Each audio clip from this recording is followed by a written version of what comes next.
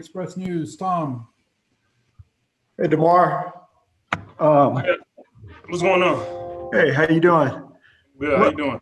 Good, thank you. What did you think of Devin's performance the other night? Um, he was solid, extremely solid. Went out there, played with no fear, was aggressive, got shots up. Even before we played, I was impressed with him throughout the week of training camp. Just him approaching the game, not timid. Going out there being aggressive, asking questions, and you could tell he wanted. And I've got a quick question for you from our City Hall reporter about the Spurs being involved in the voting, using the AT&T Center as a voting site. What were your thoughts on that? Were you glad to see the Spurs do that? And the club also billed the county $250,000 for the use of it as a voting site. Do you think that kind of violates the spirit of what it was intended for? Well, what violated?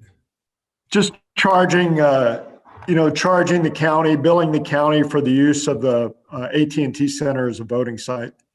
Oh, I'm not sure. I know it's a great thing to be able to, get people to vote, and they showed in the results, the most votes in, presidential history, so that was definitely beneficial. Not just us, just around our whole league in general.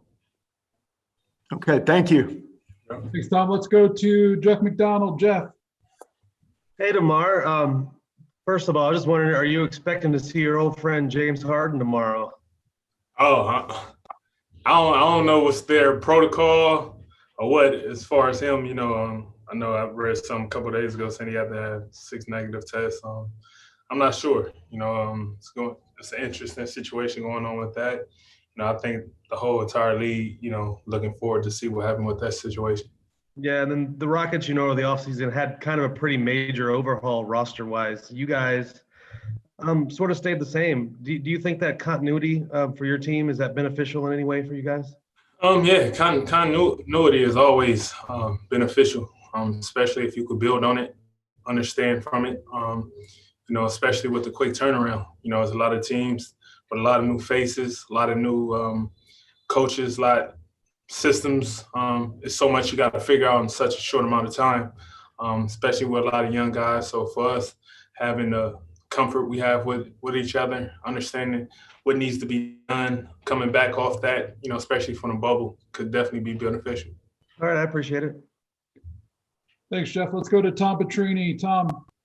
Hey, DeMar. In the bubble, you played at the 4 a lot. In the first game, you started the 2.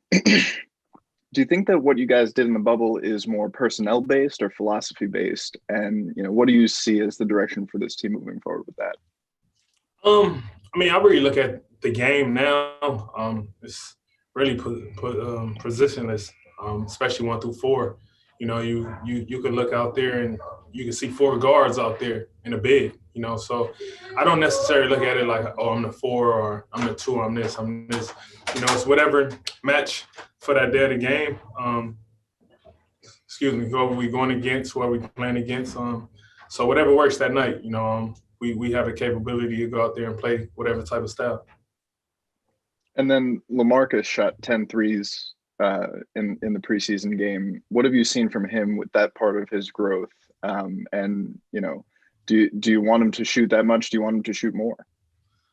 Spending his game. He's been knocked down with it, throughout training camp. It's been a couple games where he had a couple 4-point plays through our scrimmages in practice. He's knocking them down, shooting them with confidence, and we didn't even put our regular minutes, and he got up 10 threes. So the more he get his rhythm back, get his legs back, get everything back, he's definitely going to be knocking down at a high clip. Thanks, Tom. Let's go to Jeff Garcia from News 4. Hey, DeMar, how you doing? Good. Just a quick question here. Between quarters in the preseason game, you were seen on the sidelines really talking with Devin in his ear, giving him some instructions. Can you tell us about that conversation? It's just me just being a vet, just, whenever I see something. But, a lot of times, even in practice, he come to me and he asks questions, And that's big for a young guy to be able to go to our vets, not just me, all the vets, and just ask questions, ask what he's doing wrong, what he could do better. So just me trying to give a helping hand every situation that I see to try to better him and make his transition a little bit easier. We'll go to Jeff McDonald one more time. Is there a specific skill with Devin that you see might be able to translate pretty quick to helping you guys out, from the jump? Yeah, I'm fearless. He's fearless. And when you're a young player, especially a rookie, and you go out there and be fearless, not timid to be aggressive, to take his shot, to use the screen and roll, and got a good feel to the game. That fearlessness is going to do nothing but, hiding his play every time you get out there to play.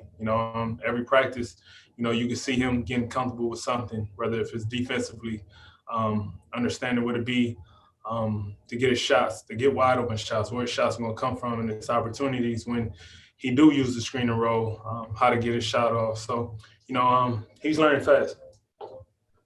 Thanks, I wanted to ask you. Go ahead, Jeff. Just last about one other young guy you guys have. DeJounte is coming into his 5th year. What areas are you guys looking for him to make the most growth coming into this season?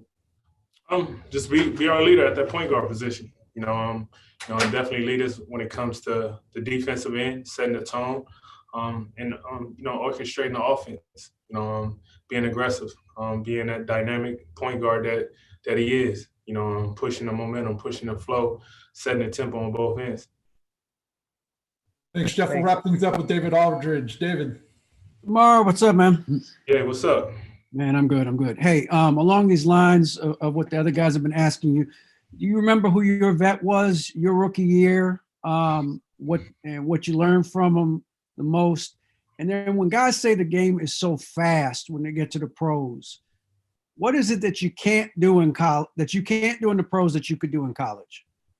My vet, I was blessed to have some great vets, Chris Bosh, Hito Turkoglu, Jose Calderon, Jared Jack, Reggie Evans. I had a lot of older guys that really taught me a lot about the game early on. It was tough on me in a good way, and what I learned when I got to the league, it wasn't as fast as it is now, but it definitely was more aggressive, and coming from college, you kind of could be more athletic than most of the players on your team and on other teams. When you get to the league, guys, you dealing with grown man strength. Everybody athletic. Everybody knows tricks. Everybody gonna foul you. Everybody, it becomes a man game. And with that, it becomes a man thinking game.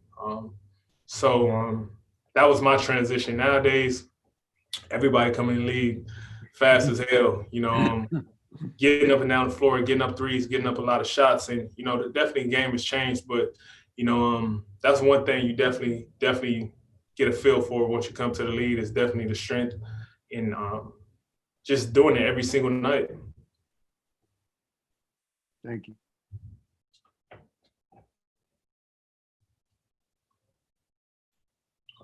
Chris, you are muted. Thank you, Duar. Appreciate you. Appreciate y'all.